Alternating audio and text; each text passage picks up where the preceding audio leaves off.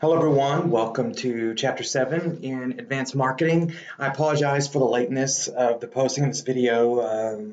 Not sure if you can tell in my voice, but I've been pretty sick this week, and so I just put it off until hopefully things got better. So they're a little bit better, but if there's some coughing or some sniffling or some clearing of the throat, just know that that's the reason why. Okay, Chapter 7. This is a chapter that's near and dear to my heart. My research area historically has been branding, and so this could be a fun one. So let's just jump right into it. So branding is this whole idea if you're setting up some sort of identity in consumers' minds for your products. And so branding is done through what we call positioning. So if you recall back to principles, you may not have talked about branding that much, but I know you talked about positioning a good bit. Okay, so let's just jump right into some details here.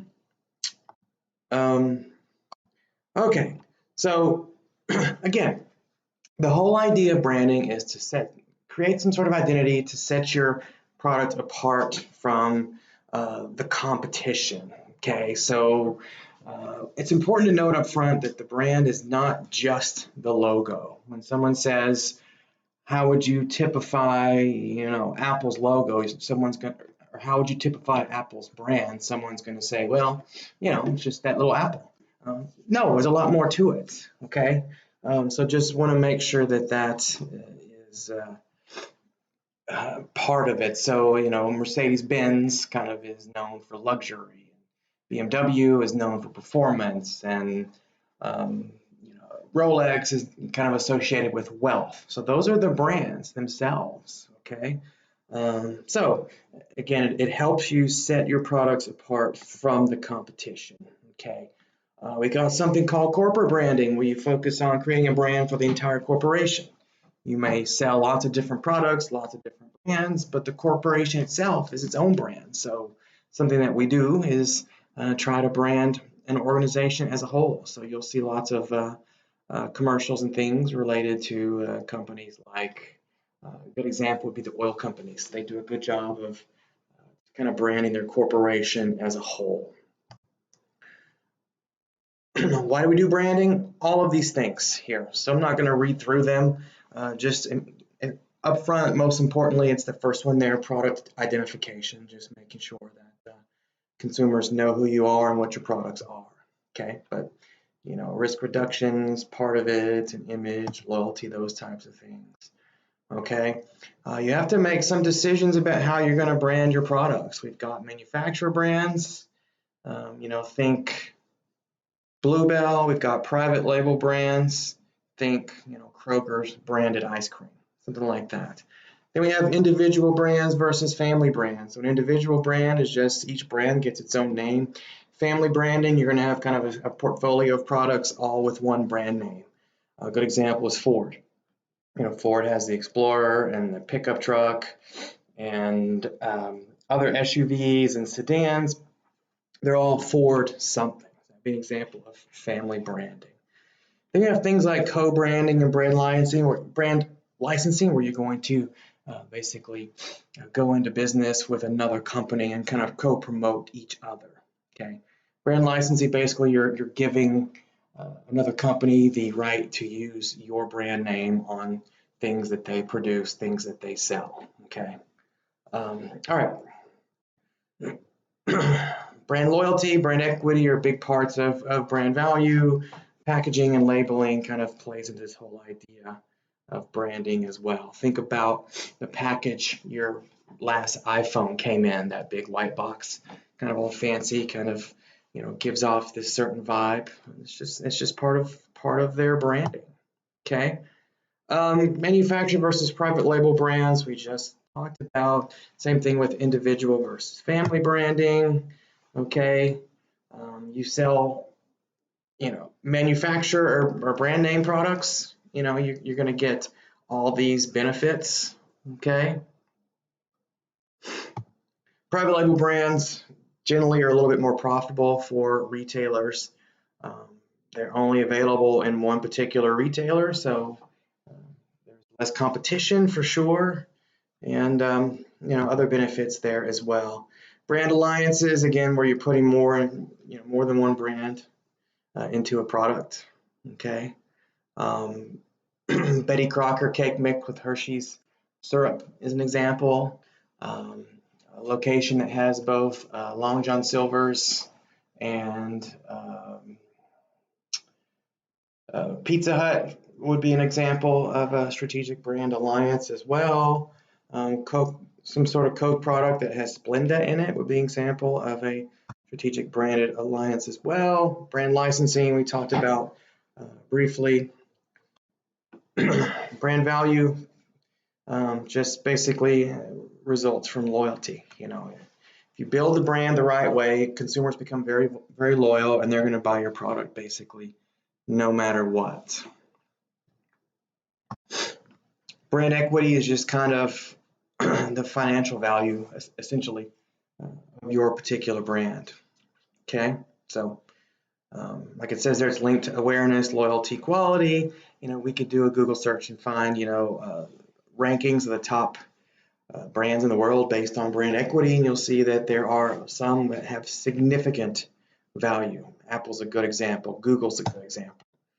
Okay, packaging and labeling mentioned just real briefly, but you can't kind of neglect packaging when you are,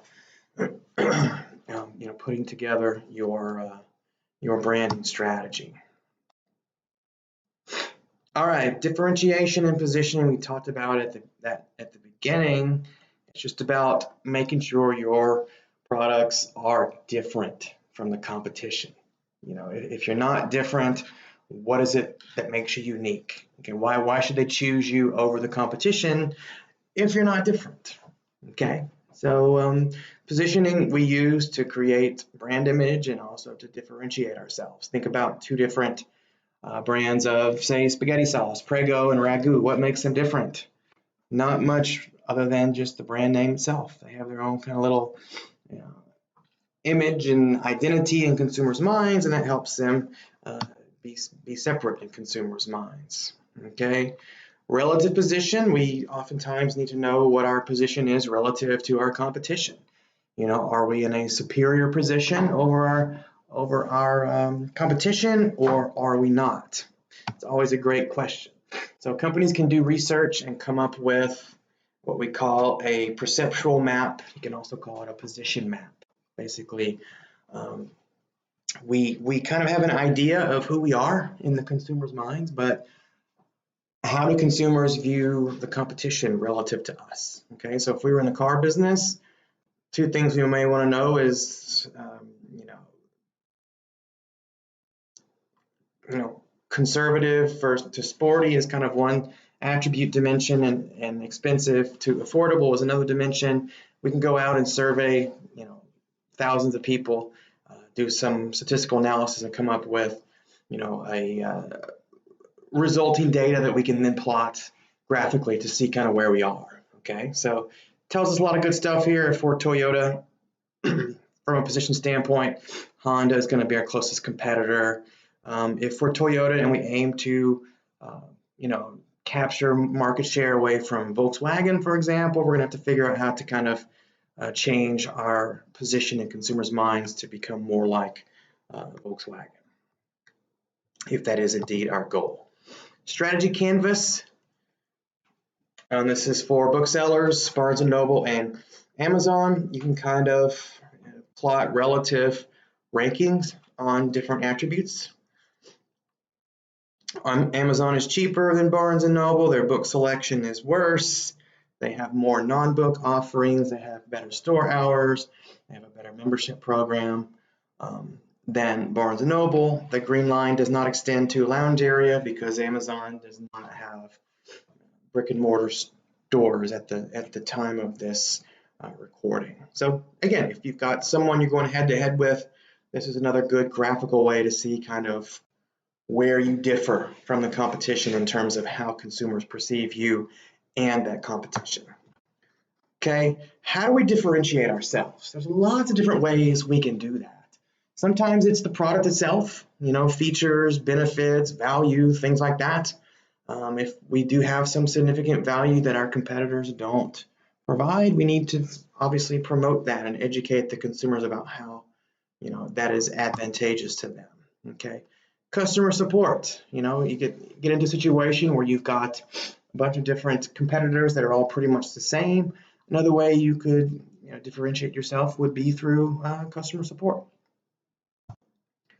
Okay, positioning strategies, if you've got a good position, you want to do some things to try to maintain that. Okay, so you're always asking questions, you're always monitoring what's going on. Okay, and you're always trying to do things to increase what customers think of you. Okay, repositioning, if your brand is having position problems, it's not distinct from the competitors, or it's not ideal, you can do some things through marketing to try to change perceptions.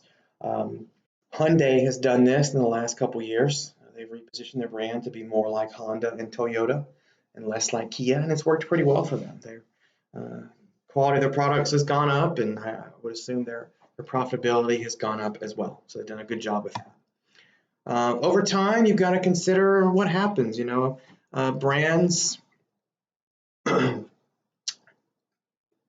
they age over time, and I don't mean like phone after a couple years dies. I mean the brand itself ages. So brands that were once cool, if you're not careful, they can become less cool. So you've got to manage that over time. Okay.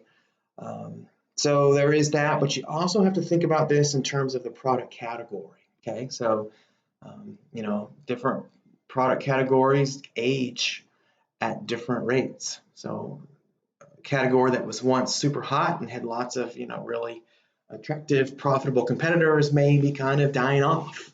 So you have to kind of think about that and figure out what's going on. Okay, so when we truly talk about the product life cycle, I'll show you a chart here in a minute. We're talking about industries or product categories, like I just said, not a particular brand itself. Oh, you can kind of look at your brand as aging. Okay. So let's look. Again, this is straight from principles. You've got 4 stages, technically 5, but the one is pre-launch. Development is pre-launch. But once you've launched, you've got introduction, growth, maturity, and decline. So let's talk about the red line first. Red line is just revenues in that particular product category. So at time 0, there's really no revenue because no one knows about it. And so revenues grow slowly. And at some point, they hit some sort of critical mass, and the rate of change goes up, and the product category grows immensely.